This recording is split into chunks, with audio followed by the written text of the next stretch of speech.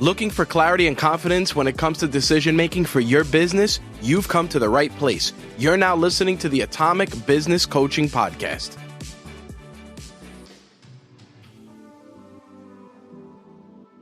All right, so today we're going to talk about how to process emotions. You know, one of the things that a lot of business owners and a lot of us deal with is our emotions and how they come in and influence our decision making and contribute to the culture of our workplaces. So we really felt it was really important to go through how to process emotions.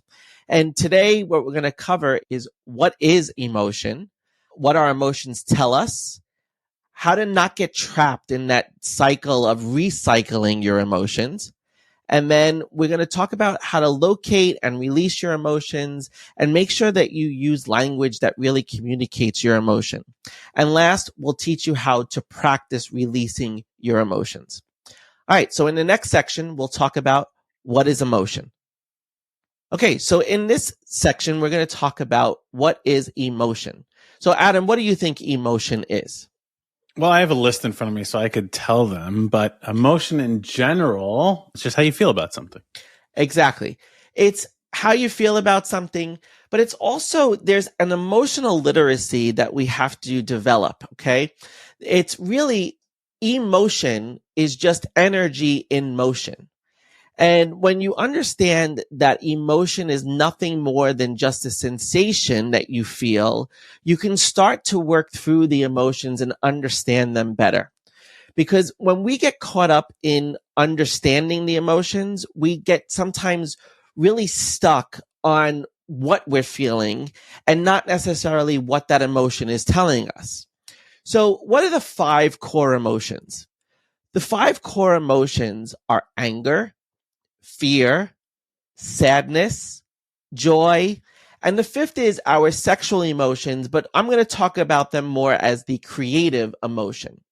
So whatever emotion that you feel, whatever sensation comes across, you're going to fit into one of these 5 categories.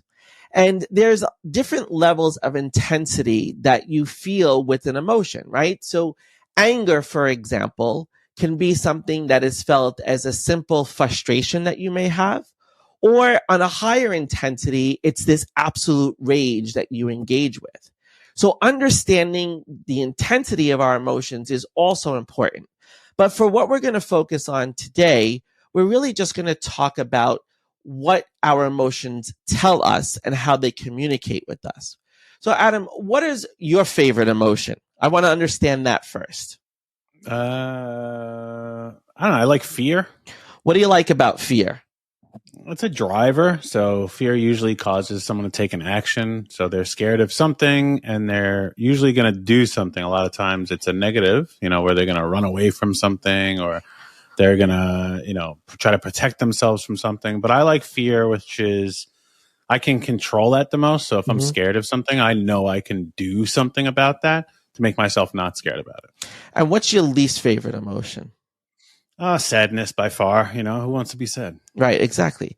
Listen, sadness is really one of the ones that I think a lot of people can get caught up in. And we're going to talk a little bit about sadness and anxiety and the differences. And we'll talk about that in the next section. So in the next section, we're talking about what our emotions tell us. And I think it's really important to understand that every emotion that we have is giving us some kind of advice or some kind of wisdom. So Adam, what do you think that sadness is really telling someone when you feel sad? Yeah, the sadness and the anxiety, I have a big opinion on what those mean, whether or not they're clinical. You have a medical background and degrees. I have more of an anecdotal response to these things. But for me, sadness has always been a lack of options, right? It's usually a lack of information, meaning you have a lack of options to do something. So you get, you're in a situation, you're a little sad about something because you don't know what else you can do, right? So the only way for me, I feel about overcoming that is more that you have to find an option. You have to get informed. You have to get education. So that's for sadness. That's the way I look at it. Yeah, I think that's a great way to look at it. I think you definitely, it creates this environment of, you don't know what your options truly are. And one of the things that from a more clinical perspective is letting go of something, right? When we feel sad about something, it's usually because we have to let something go, right? When you change a job or you end a relationship, there's a letting go, and that creates and sparks a lot of sadness for people at times. And understanding that something has to be let go of is really a growth opportunity for us. The opportunity is that we can create something new because we've let go of something that no longer serves us. Sadness often arises because we have to give up on something that once served us really well, but has changed in some way. And now in order for us to move on, we have to let go of that thing. Now, the opposite of feeling sad from your perspective when you talked about, not having enough options is anxiety. And what does anxiety mean to you, Adam? Yeah, as you said, it's the opposite. So it's when you have too many options. There's too many things. You can't make a decision. You don't know which thing to pick. So you have this anxiety. Should I go left? Should I go right? Should I go straight? Should I go up? Should I go down? It's like, what do I do next? So you get this anxiety, and what should I actually be doing? Right. And anxiety, when I talk about anxiety, I always say it's misdirected behavior. Our autonomic nervous system is out of control, and it's feeling all of these sensations, and it's hyper, and it's like that nervous system hyperness that creates all of this extra energy that really just needs to be redirected in a different way. And when you talk about it as being too many options, what I love about that is that it's really choosing where to direct the energy towards those options. What are the options that really work for you? And anxiety, remember, is something that originates in fear. There's usually a worry about something that creates the anxiety. And a lot of times the worry that we observe in a lot of business owners when they are anxious is that they're afraid to make a mistake, and they're afraid to make the wrong choice. And what's some of the things that you tell somebody? You have a great way of approaching this, Adam. When someone is afraid to make a choice, what do you usually ask them? I ask them, what's the worst case scenario? Right. What's the worst case scenario? What's the worst that can happen? And as soon as you answer that question, you tend to get this complete relief, and it alleviates that anxiety. And you're like, oh, if that's the worst that really can happen, it's really not that bad. And in most cases, the worst is really never that bad of a thing. Fear is something that obviously perpetuates the anxiety. But what is the key to understanding what fear is really telling us to take care of in a situation, Adam?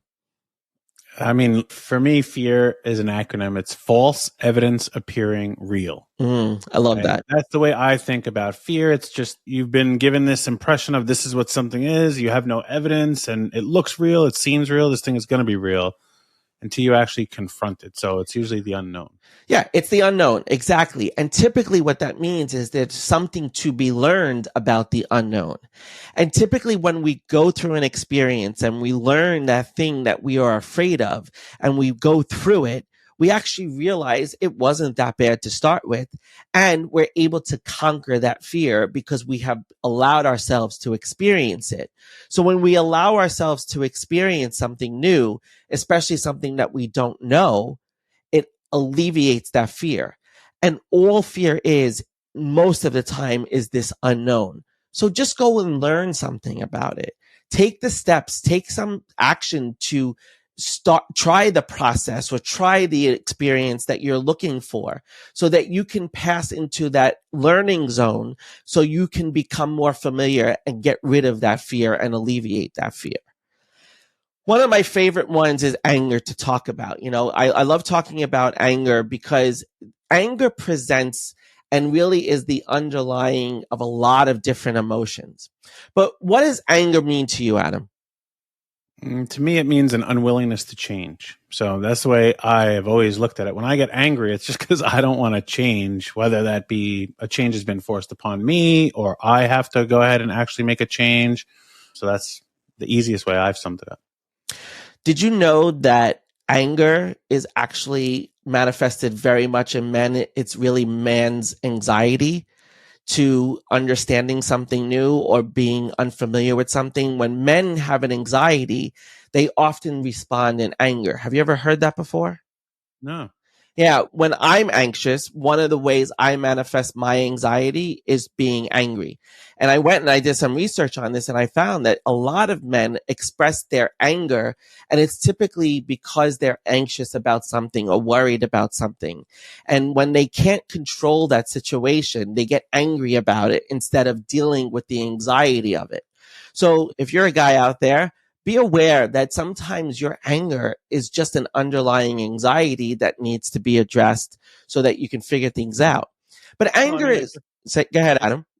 If you look at them together, right? So at least my definition is anxiety is having too many options. You can't make a decision, right? And what I'm saying is, for me, anger is unwillingness to change. And that's when you're making a decision, it's usually that you're going to change something, right? You're going to take a different direction. You're going to take a different course. So I could definitely see how people could manifest the anxiety into anger. It makes a lot of sense. Yeah, doesn't it? And I love the way you just drew that all together. And it's true. It's because, do you want to choose that? Or is it that you don't want to change? What's the real issue there, right? Is it anxiety or is it anger because there's an unwillingness to change? But the thing that anger is really triggering is that something is out of alignment. Something no longer jives with what you're doing. And it actually means that something has to change. Something has to change if you're angry about something, because something that you were once doing, whether it was being in a relationship with somebody or it's working with an employee and that employee just constantly angers you, it's because you need to make a change in that environment. So recognize that anger is typically that key to making a new change. And the last one I'm going to talk about here is joy. And joy is our happiness. It means that something needs to be celebrated or someone needs to be celebrated. So when you feel happy, one of the things that I encourage you to do is celebrate something. Make sure that you take the time to recognize the accomplishment that you've just achieved, or recognize the person who has achieved something exceptional. Joy is such a contagious feeling too. Joy is that thing that we want to spread around and we want to have in our business cultures, because you want happy employees and you want people who either work for you or deal with you as a vendor or whatnot to be someone who sees you as a happy and joyful person, because it's going to actually allow you to build a better relationship with those individuals. So now we're going to talk in the next section about not getting trapped in recycling emotions. Okay, so a lot of times people don't deal with their emotions properly. Emotions are really meant to be released. And when we don't release that emotion, a lot of us do this thing called repression. We basically push down that emotion and let it just go through our bodies and never let it out. And it builds up over time. So when you're dealing with an emotion, it's really important to experience that emotion and then release the emotion. And if you release the emotion, it escapes this recycling that could happen. So a lot of times when we face similar situations, the reason why those situations appear over and over is because we are being given the opportunity to really experience and release the emotion instead of repressing the emotion. So Adam, do you come across anyone that you know that really traps their emotion and doesn't allow themselves to release their emotion? Yeah, I mean, most people, right? I'm a very competitive guy. Obviously, I'm a business coach and an owner of businesses, and people don't want to allow their emotions to be public with me. Typically, in competitive situations, they don't want me to know they're fearful of something. In business situations, they don't want me to know that they have anxiety about it. So I see that a lot. And what I say about emotions is, think about when you're a kid and you're in school, right? Yeah. And if you want to learn something, you have a book typically, right? Mm-hmm. Well, if you just get a book, right, and you keep it in front of you, don't open it, what happens? Do you learn anything? No. But if you open the book and start reading it, you're going to learn something.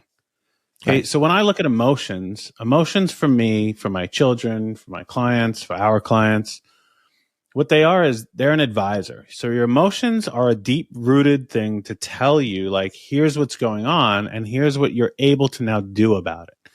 So I always look at any emotion as an advisor. So when I see people that repress them, hold them down and don't let them out, I'm like, you're actually stealing from your own progress. You're not allowing yourself to evolve, right? We have been given this gift of these emotions and we don't have any control over them. Okay. So you have zero control over your emotions. But when it comes, if you don't let it come through fruition, then you can't get the advice on what you can do next. And that's really what emotion is all about. It's just telling you, okay, here's what you should do next, right? Because you didn't take the opportunity before that to do what you could have or should have done. So your DNA, your body, your biology, the universe, God, whatever you believe in takes over and says, okay, idiot, I'm going to give this to you. Shut up and listen. And if you don't want to listen and you repress that, then you're not going to get anything out of it. Right. I love how you use the analogy of the book, because that's really what this is. You have all of these emotions that are inside the book, right? And you keep the book closed and that's the repression of our emotion. But when you open the book and you let that information out, you really have the opportunity to release it and to be able to move on and get the wisdom that you need from that. So it's also important to understand that one set of emotions will have an influence on a whole flow of emotion, right? If you start out in fear and you're upset about something, you're afraid of something, and then you get angry about it, and the 5 stages of grief, right? You go through that emotional cycle, and when you go through that cycle, you're just repressing the emotion over and over and over. And the key is that until it's released, it's going to keep cycling within you. And it's going to stir inside of you, and it's going to start to bother you, and it's going to start to have physical effects on you. It's going to have significant mental effects on you. And then you're going to wind up burnt out and stressed out because you never dealt with the emotion. And what I would say to end this section is make sure you open that book and let the emotions out so that they don't stay trapped inside of you. All right. In the next section. Well, hold on. Hold on one sec.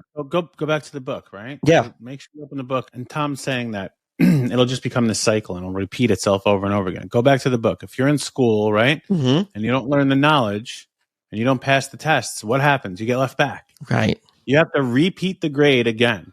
And you will keep repeating that grade until you learn the lesson.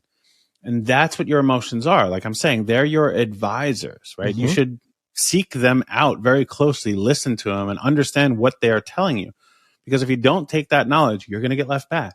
You'll experience that same emotion in a different way. And as Tom says, it may migrate from the fear to the anger. Right. Right. Because it's trying to teach you something like, hey, idiot, you got to do something about it. Exactly. Wake up, man.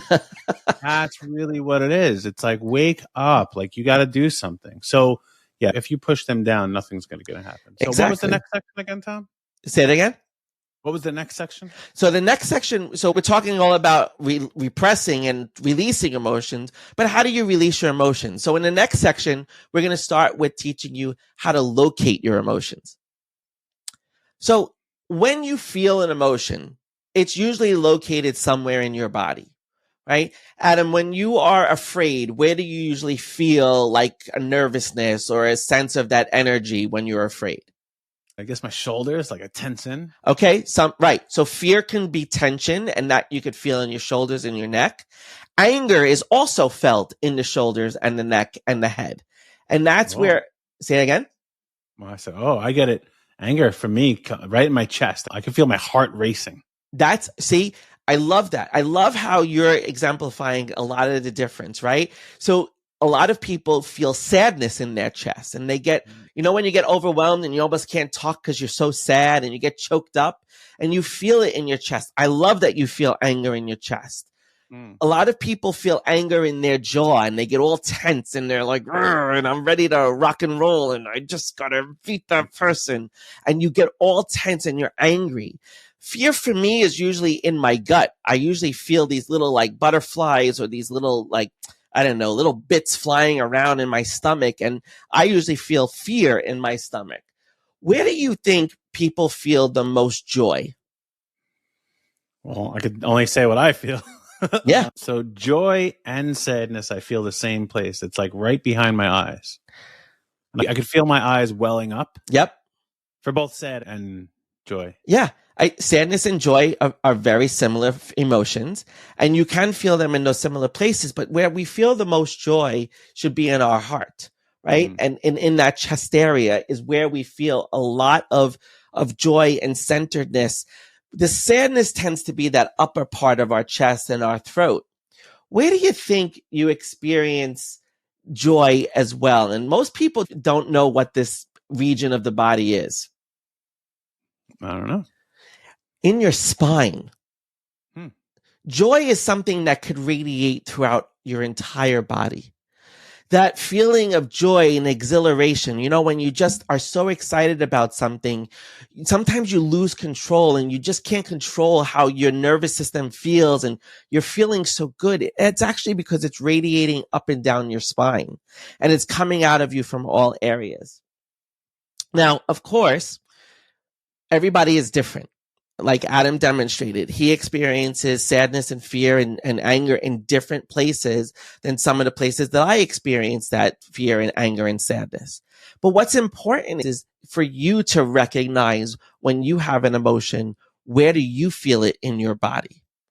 And that's really an important thing, because if you can locate where the feeling is, it will help you to visualize that emotion and give it some kind of context so that you can start to release and work through it.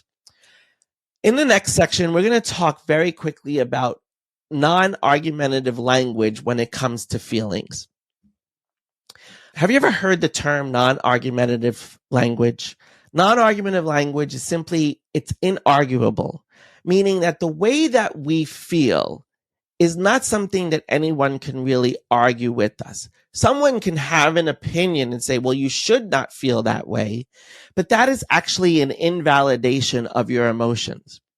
When we want to validate our emotion, it's really important for us to speak our mind and say that we feel the emotion. So one of the things that we have to practice in identifying our emotions is actually stating what we feel. So when I am angry, it's good for me to say, I feel angry. Instead of saying, I am angry, use the word feel. Because when we get into conflict with other people or in situations, when we use the word feel, it becomes something a little bit more difficult for people to argue with us about. And it would be less likely that someone will invalidate your feelings. Do you agree with that, Adam? Yeah, I mean, I never thought of it that way, but it does make sense, because if anyone said I feel something, I can't, right? I'm not going to combat that. It's like, all right, well, I don't know how you feel. So yeah, but if they said I am, a lot of times you'd be like, well, you shouldn't, right? So it's, or you don't have to be, or you don't, but if you just say I feel, well, you do feel that way. I can't say you don't have to, like you do feel that way. You feel that way. So it's like, there's no way to go against it, right? It's you can't have that, like you said, non-argumentative. I can't argue that fact. It's a fact. It's like, and I can't validate or invalidate that. There's no way for me to check how somebody feels. Correct. But if someone came to me and be like, I'm really angry that Joe did this thing. Well, you shouldn't be angry because Joe is supposed to do that thing. But if he said, I feel angry that Joe did this thing, like, okay, well, I might ask why. Right, exactly. We can have a conversation about it. So yeah, it's I never thought of it that way. Yeah, if you actually use the word feel, it actually opens up the door to better communication, and it actually helps you to seek more understanding from why the person is feeling that way. Because when I hear, what I'm interested in. It sounds like this tactic, while it can be used in public and with other people, how important would it be to use it with yourself, right? Because I think most people don't express, unfortunately, many of us, including myself, push down emotions because you're in social settings and you don't want to do something. Mm-hmm. So how important is it to actually talk to yourself that way, Tom? Yeah, I think it's extremely important to really, when you're feeling a certain way, if you talk to yourself and you're saying, I feel this way, and then you actually can conversate and say, well, why are you feeling that way? And you don't want to get so caught up in the analysis of it, because you really want to allow yourself to feel that way. Because if you get too deep into analyzing why you feel that way, you're going to activate the inner critic and the judge, and then you're going to judge your own feelings. And that judgment is going to lead to you repressing that feeling and not releasing it, because you're going to start to feel bad about feeling that way. So it's really important to state how you're feeling without really going into a deeper analysis on why you're feeling that way, because part of expressing and releasing the emotion is to be able to state it and then start to work through it. Now, in the next section, we're going to talk about releasing the emotion and how to go about releasing it. So we've talked a lot about letting go of emotion, not getting into that trap of recycling emotion. But now let's talk about how you actually release the emotion. And there's 4 very simple steps that you can follow to release the emotion. The first step is locating it in your body, understanding where it resides in your body. Because when you see and when you can feel where it is in your body and where it's residing, and you can have tension all up and down your body, it doesn't have to just be in one area. But the key is to see it somewhere, and to understand what those little bits or those little waves of energy are doing in that area of your body, what it's doing to you, so that you can better locate the emotion. Now, when you are struggling to understand your emotion and what you really feel, sometimes the body will give you the cues for what you're feeling if you've gone through this process before. If you know, for example, that when you're angry, you feel it in your neck and your jaw, and all of a sudden you're having this jaw pain or you're feeling tense in your neck, you can say to yourself, what is happening there? And you can really evaluate, are you feeling angry or upset about something? And remember, I said that there's intensities to emotions. There's a low, a moderate, and a high intensity.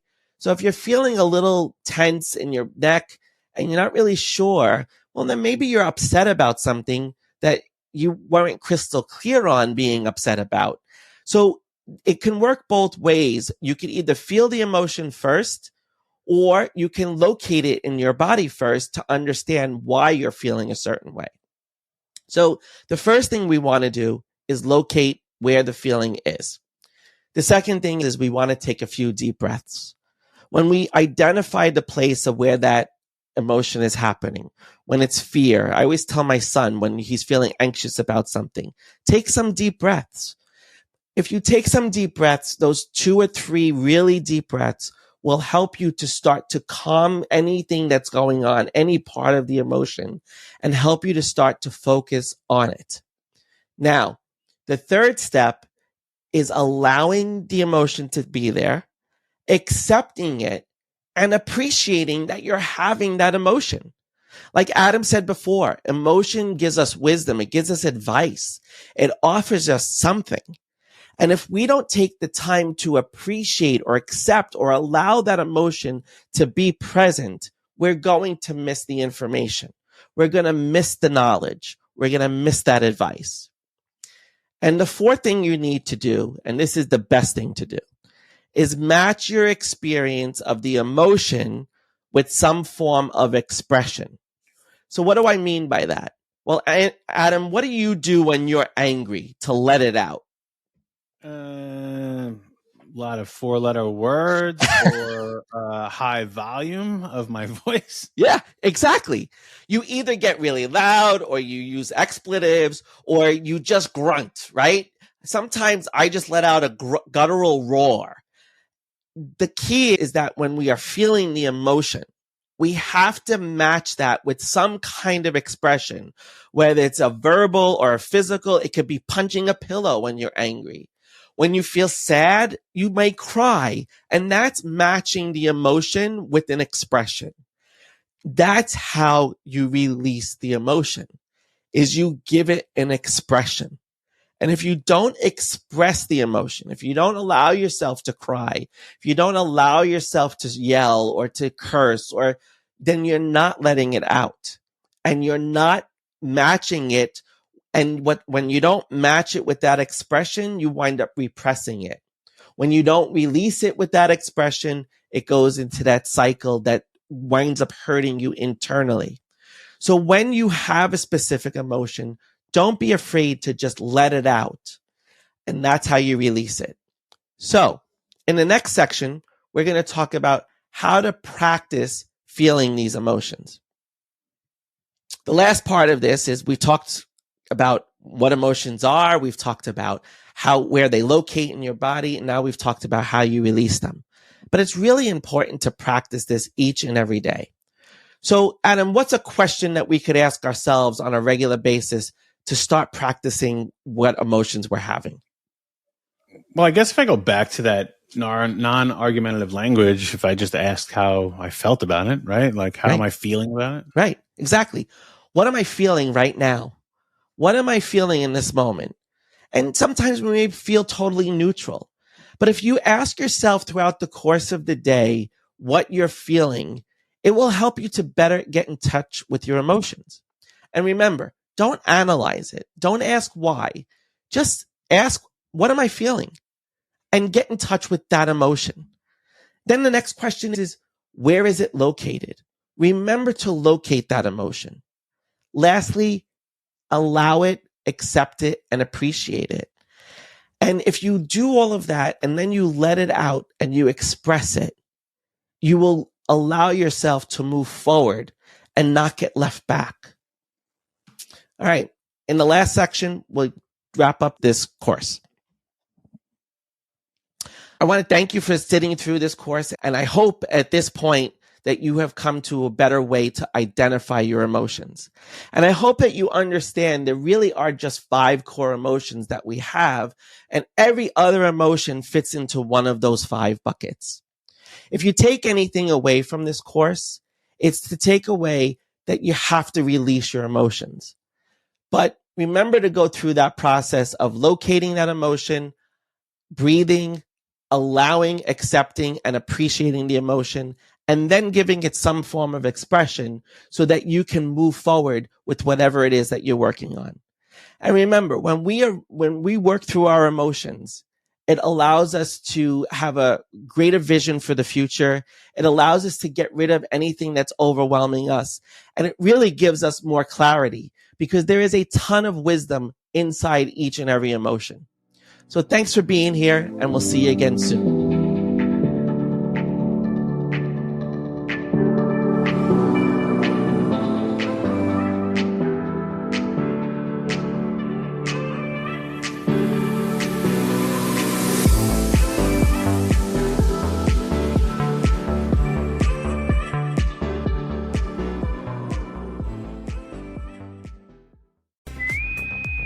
Attention all Starfleet personnel. New York's only fan-run Star Trek convention, Trek Long Island, is back this summer. Get ready for 3 days of sci-fi fun celebrating your favorite franchise in the Empire State. Meet the stars from Trek shows spanning different eras, including Melissa Navia and Yetidi Badaki from Strange New Worlds, Gabrielle Ruiz from Lower Decks, Armin Shimmerman, Chase Masterson, J.G. Hertzler, and Kitty Swing from DS9, Ethan Phillips from Voyager, Janet Kidder, Tara Rosling, Conrad Coates, and Elias Defexis from Discovery, and many more, including celebrities who haven't been at a Star Trek convention in years, like Clyde Kasatsu, Natalia Nogalich, and Daphne Ashbrook.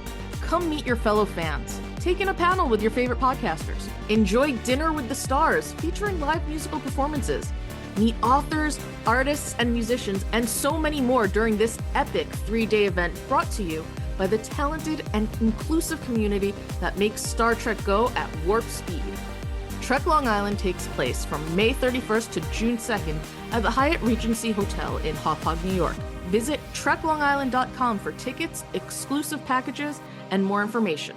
Trek Long Island, going kindly this summer.